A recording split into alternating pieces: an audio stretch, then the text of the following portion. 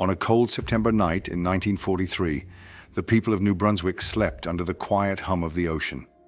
But on a remote shoreline near Pointe de Maisonnette, men from the Royal Canadian Mounted Police crouched in silence, watching, waiting for something that was never supposed to exist.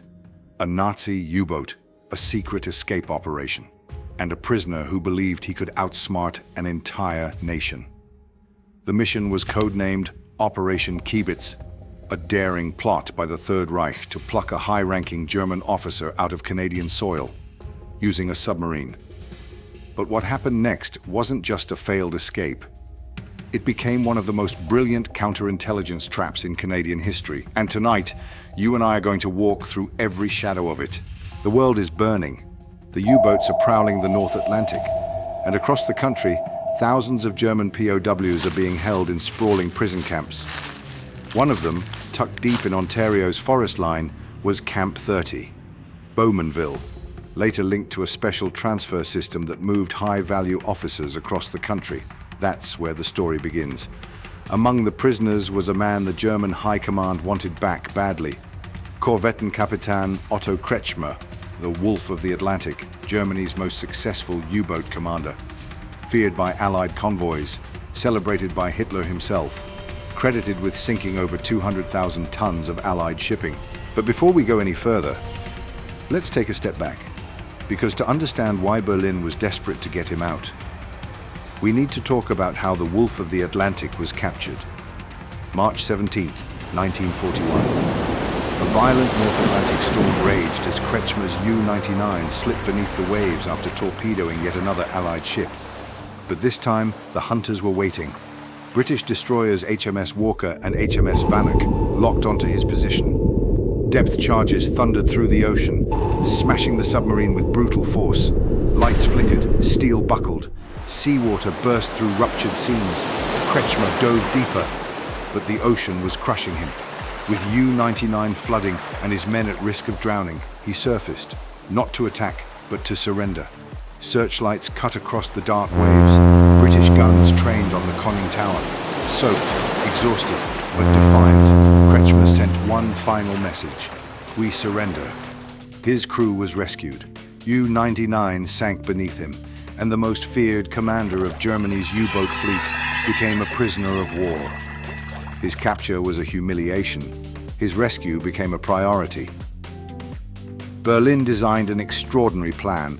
Kretschmer and 3 other officers would escape a Canadian POW camp, navigate across Quebec and New Brunswick under forged identities, reach a secret pickup point on the coast, board a German U-boat waiting offshore.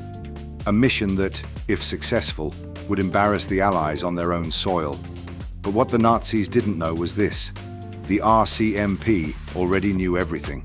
Summer 1943, inside Camp 30, prisoners began whispering in coded language, requesting maps, measuring distances, studying guard routines. But the RCMP had cracked their communication. Every letter, every code, every hidden message in family updates. They let the prisoners plan. They let them dream of freedom, because the Mounties wanted the U-boat. So when the prisoners staged their escape attempt, the guards purposely missed them. 4 officers slipped through the fence, exactly as planned, exactly as monitored. What followed was a cross-country cat-and-mouse chase the Nazis thought they were winning, while the RCMP followed them in the shadows. Kretschmer and the others moved through Quebec disguised as railway workers, trappers, and loggers. But every contact they met was being watched. Every safe house, already photographed. Every forged document, already copied. Their destination: Pointe de Maisonnette, a remote fishing village in New Brunswick. To the locals, it was a place where lighthouse keepers tended their lights and fishermen hauled in nets. To Berlin, it was the edge of a secret rescue. By September, the RCMP transformed the coastline into a silent fortress. Undercover officers disguised as fishermen, hidden observation posts, submarine detecting hydrophones, naval patrols just offshore. But the most brilliant stroke? They rebuilt the U-boat landing site exactly as the Germans expected, and then filled it with Mounties waiting in the dark. September 26th, 1943. Waves rolled under the cover of thick fog. Somewhere in the darkness, German U-boat U-536 crept toward shore.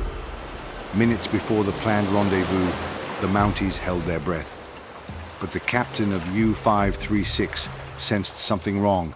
A slight change in the water, a faint movement on shore, the uneasy feeling of an ambush. He aborted the mission. The submarine turned away, slipped beneath the waves, and disappeared into history. Operation Kiebitz had collapsed. Kretschmer never made it to the shore.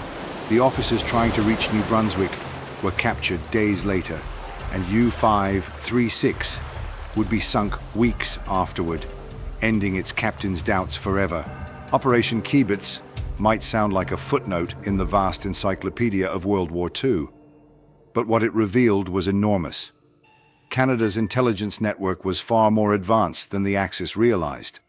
RCMP counterespionage proved capable of defeating German naval intelligence. It demonstrated that even a small coastal village in New Brunswick could become a stage for global warfare.